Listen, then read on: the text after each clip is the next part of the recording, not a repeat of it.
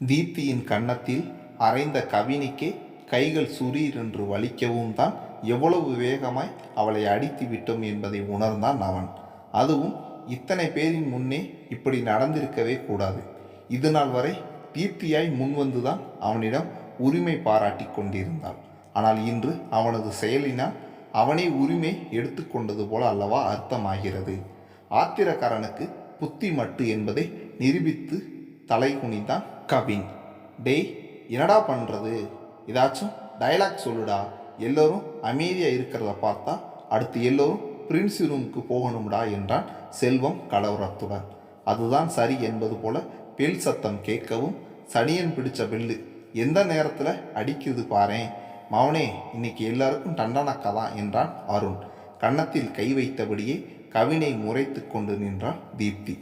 கவின் தரையை பார்க்க, தீப்தி கவினை பார்க்க, மற்ற அனைவரும் அவர்களை வேடிக்கை பார்க்க முதலில் சுதாரித்தவள் அனுதான். தனது அருகில் நின்ற நந்திதாவின் முகத்தை பார்த்ததும் சிரிப்புதான் வந்தது அவளுக்கு. அடியே, வாயில கொசு எல்லாம் புகுந்து குடும்பம் நடத்த போகுது, கடையை மூடு என்றாள். என்ன அணு இது? உன் வாய்தான். ஐயோ, அதை சொல்லலை. கவின் இப்படி பண்ணிட்டானே, பாவம் தீப்தி. சாத்தான் வேதம் ஓதலாம், ஆனால் சாத்தானுக்கே வேதம் ஓதக்கூடாது அமுல் பேபி. அவளை நமக்கு பிடிக்காது தான், அவள் அடாவடிக்காரி தான். அதுக்காக இப்படியா பண்ணணும்? நந்து அவளை அறையணும்னு நினச்சிருந்தா கவின் அதை எப்போவோ பண்ணி இருக்கணும். செனியை கஷ்டப்படுத்தின போது, அவன் கிட்ட வந்து குழஞ்ச போது, இதுக்கெல்லாம் உச்சகட்டமாய் நம்ம நெப்போலியன் அப்பா, அதான் ஜெனியின் அப்பா கிட்ட அவங்க லவ் பற்றி போட்டு கொடுத்தது. இப்படி எத்தனை சுச்சுவேஷனாக நமக்கே அவளை அரைஞ்சா என்னன்னு தோன்றியிருக்கு. ஆனால் அப்போ எல்லாம் அமைதியாக இருந்தவன் இப்போ செம கோவத்தில் இருக்கானா கண்டிப்பாக காரணம் இருக்குது. அதுக்காக இந்த வாணி ராணியில் வர்ற ராதியா மாதிரி எல்லோரோட பிரச்சனையும் தீர்த்து வைக்க பிறந்தவள் மாதிரி சீன் போடாத.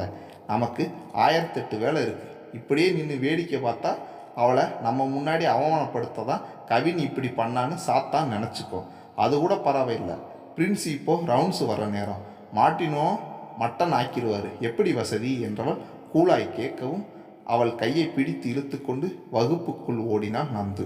அவர்களின் பாதையே தங்களது பாதை என்பது போல செல்வம் அருணும் நடக்க ஆரம்பிக்க, தலை இப்போ ஒன்றும் பேச வேணாவா என்று செல்வம் கவினியும் இழுத்து கொண்டு போனான்.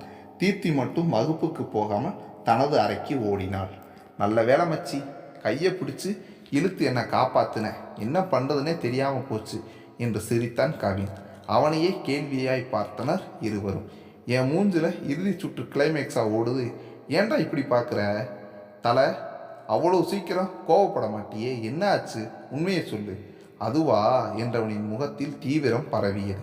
மச்சி, நீ வந்து என்று செல்வத்தின் முகத்தை கூர்ந்து பார்த்தவன் சில நொடிகள் மௌனமாய் இருந்துவிட்டு, நீ இல்லை, வேறு யார் கேட்டாலும் என்னால் சொல்ல முடியாதுடா என்று கூறி ஓடியே விட்டான் வகுப்புக்கு. அவன் எப்போதும் போலதான் இருந்தான். முகத்தில் எப்போதும் போல புன்னகைக்கு பஞ்சம் இல்லாமல், செயலில் குறும்புக்கு பஞ்சம் இல்லாமல் தான் இருந்தான் அவன். வின்சியிடம் தப்பித்து ஓடி வந்த ஆருவுக்கு நடந்தது எதுவும் தெரியாமல் இருக்கவும் அவள் இயல்பாய் அவனோடு பேசிக்கொண்டு இருந்தாள். அணுவோ தன்னுடைய எதிரிக்கு நல்ல பரிசு தந்த நண்பனுக்கு எந்த பீச்சில் சிலை வைக்கலாம் என்ற அளவிற்கு கற்பனையில் இருந்தாள். அப்பாடி, நல்ல வேளை ஜெலோ அங்கே இல்லை என்று நிம்மதியாக இருந்தவனுக்கு தெரியாது நடந்தது அனைத்தும் அவளுக்கு தெரியும் என்று. நீண்ட நாட்களுக்கு பிறகு அன்றுதான் அடிக்கடி ஜெனியை பார்ப்பதும் சாடையில் பேசுவதுமாய் இருந்தான் கவின். ஆனால் ஜெனியோ அவனை கண்டு கொண்டதாய் தெரியவே இல்லை. அதற்காக ஒதுங்கி போகவும் இல்லை. கவினை தவிர்த்து அனைவரிடமும் பேசிக்கொண்டிருந்தாள் அவள். இந்த கண்ணாம்பூச்சிக்கு அன்று மதியமே ஒரு முற்றுப்புள்ளி வைக்க வேண்டும் என்று முடிவுடன் பாடத்தை கவனித்தான் கவின். என்னதான் நடக்குதுன்னு பார்ப்போம் அண்ணா, நான் கண்டிப்பாக எல்லோரையும் கூட்டிட்டு வரேன் என்று ஃபோனை வைத்த நளினியின் முதுகில் கை வைத்து திருப்பினார் ஞானப்பிரகாஷ். வாங்க, என்ன இப்போவே வந்துட்டீங்க? சும்மாதான், ஏன் வரக்கூடாதா? அப்படி நான் சொன்னேனா? உன் முகத்தை பார்த்தா ஏதோ விருப்பம் இல்லாமல் வரவேற்ற மாதிரி இருக்கே என்றால் அவரும் விடாமல். நான் வந்தது உனக்கு பிடிக்கலையா நளினி? இவ்வளவு பதட்டமாக இருக்க. அப்படி ஒன்றும் இல்லையே. நீங்கள் எப்போ வந்தீங்க? நீ உன் அண்ணன் கூட பேசிக்கிட்டு இருந்தையே, அப்போவே வந்துட்டேன் என்று புன்னகைத்தார் அவர். அண்ணன் கூட பேசும்போதா? இதையும் நம்ம எம்டன் சிரிச்சுக்கிட்டே சொல்கிறாரே, இதுக்கு பின்னாடி என்ன இருக்கும் நாராயணா என்று மனதிற்குள் புலம்ப, ஆமாம், யார் ஃபோனில்? உனக்கு அண்ணன் எல்லாம் இருக்காங்கன்னு எனக்கு தெரியாமல் போச்சே. இருந்த ஒருத்தரும் செத்துட்டாருன்னு நினச்சேனே என்றவர் கூறும்போதே என்னங்க என்று கோபமும் எரிச்சலுமாய் குரல் உயர்த்தி இருந்தார் நளினி. எதுக்கு கத்துற? உன் அண்ணனும் அவர் உறவும் வேணான்னு தலைமொழிகிட்டு தானே வந்தோம். மறந்து போச்சா உனக்கு? எதையும் நான் மறக்கலை. அதுக்காக உயிரோடு இருக்கிற என் அண்ணனை இப்படி சொன்னால் நான் சும்மா இருக்கணுமா? என்னம்மா உரிமை குரல் ஜாஸ்தியாக இருக்கு என்று அவர் கேட்கும்போதே, அம்மு, வர வர உன் மருமக என்ன கண்டுக்கவே மாட்டேன்னு இருக்கா பாரேன் என்று துள்ளலாய் வீட்டுக்குள் நுழைந்தான் சந்துரு கதிருடன். காலை நேரம் தந்தை ஹாஸ்பிட்டலுக்கு போயிருப்பார் என்ற நம்பிக்கையில் துள்ளலுடன் வந்தவன் அங்கு ஐயனாரை போல நின்ற ஞானப்பிரகாசை பார்த்து பின்வாங்கினான். கோபத்திலும் பதட்டத்தில் சிவந்திருந்தது நளினியின் முகம். ஏதோ ஒன்று சரியில்லையே என்று அவன் உணரும் முன்பே அவனது வார்த்தைகள் அடுத்த கலவரத்திற்கு விதை போட்டு வைத்தது. செத்தாண்டா சந்துரு என்று வாய்க்குள் முணுமுணுத்தான் கதிர். டெய், என்னடா நடக்குது இந்த வீட்டில் என்று கோபமாய் கர்ஜித்தார் அவர். ஓ, ஒன்றும் இல்லையே அப்பா. நீங்கள் எப்போ வந்தீங்க? ஏன் வந்தீங்கன்னு கேட்காமல் போனியே. ரொம்ப சந்தோஷம் சந்துரு. அப்பா சும்மா கத்தாத. இப்போ நீ என்ன சொல்லிட்டு இங்கே வந்த? இந்த வீட்டில் எனக்கு தெரியாமல் என்னென்ன நடக்குதுன்னு கொஞ்சம் சொல்ல முடியுமா? உங்கள் அம்மா என்னவோ அண்ணன்னு சொல்லிக்கிட்டு இருக்கா, நீ மருமகள்னு சொல்கிற. என்னடா இதெல்லாம்? நீயும் உன் அம்மாவும் எனக்கு பிடிக்காததை செய்யணும்னு முடிவெடுத்து இருக்கீங்களா என்று அவர் கோபமாய் கேட்கவும், நீங்கள் நினைக்கிற மாதிரி எல்லாம் இல்லைப்பா. அம்மாவுக்கும் இதுக்கும் எந்த சம்மந்தமும் இல்லை. நந்திதா மாமாவோட பொண்ணுன்னு தெரியறதுக்கு முன்னாடியே அவளை நான் மனசில் நினச்சிட்டேன்ப்பா என்று உண்மை அறியாமல் உளறி கொட்டினான். மகனின் வார்த்தைகள் இடியாய் செவியில். சந்துரு என்று உருவினார் அவர். உங்களுக்கும் மாமாவுக்கும் என்ன பிரச்சனை எனக்கு தெரியாது. ஆனால் எனக்கு கல்யாணம்னு ஒன்று நடந்தால் அவளோட தான். குணா போன பிறகு நான் எப்படி இருந்தேன்னு உங்களுக்கு தெரியும். என்னை மாற்றியவளே அவள் தான். அவளை வேணாம்னு நீங்கள் நினச்சா நான் சந்தோஷமாக இருக்கிறதையும் நீங்கள் வேணாம்னு நினைக்கிறதா தான் அர்த்தம். ஓஹோ, எல்லாத்தையும் முடிவு பண்ணிட்டு இப்போ என்கிட்ட சொல்றியா சந்துரு? எங்கே இருந்து வந்தது இவ்வளவு தைரியம்? உங்ககிட்ட இருந்துதான்ப்பா. நாம் தப்பு பண்ணாதப்போ எதுக்கும் பயப்படக்கூடாதுன்னு நீங்கள் தானே சொன்னீங்க.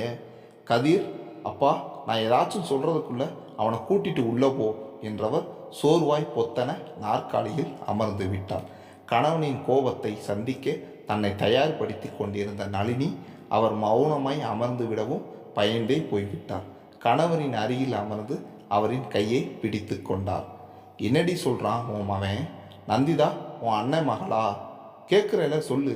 ஆமாம். உனக்கு இது எப்போ தெரியும்? தெரியும், அவள் இங்கே படிக்க வந்தப்பவே. ஆக அம்மாவும் மகனுமாய் சேர்ந்து என் முதுகில் குத்திட்டீங்க, அப்படித்தானே? இவ்வளவுதானா, இல்லை வேறு எதுவும் இருக்கா? உங்ககிட்ட சொல்ல வேணாம்னு நினைக்கிறீங்க. ஆனால் உங்களுக்கு இது பிடிக்காதுன்னு தான் சொல்லலை. ஏதாச்சும் பேசுங்க. என்ன பேச சொல்கிற? எனக்கு பிடிக்காதுன்னு தெரிஞ்சு நீங்கள் அவங்கக்கிட்ட பேசாமலா இருந்தீங்க? எனக்கு தெரியாமல் இருந்தால் போதும் தானே நினச்சிங்க? அதுலேயே தெரிஞ்சது இந்த வீட்டில் எனக்கு என்ன இடம் இருக்குன்னு. எதுக்கு இப்படியெல்லாம் பேசுகிறீங்க? என் இடத்துல நீ இருந்திருந்தா இப்படி பேசிகிட்டு இருப்பியா நளினி? என்ன சொல்வார் அவரும்? உண்மைதானே? உண்மையை மறைக்க அவர்களுக்கு என்று ஒரு காரணம் இருந்தாலுமே தனது கணவர் பக்கமும் நியாயம் இருக்கிறதே. நளினியின் மௌனத்தை சகித்து கொள்ள முடியாமல் வீட்டிலிருந்து வெளியேறினார் ஞானப்பிரகாஷ். அவர் காரை எடுத்துக்கொண்டு போக அவரின் நினைவுகளோ அந்த வீட்டை சுற்றி பயணித்தது.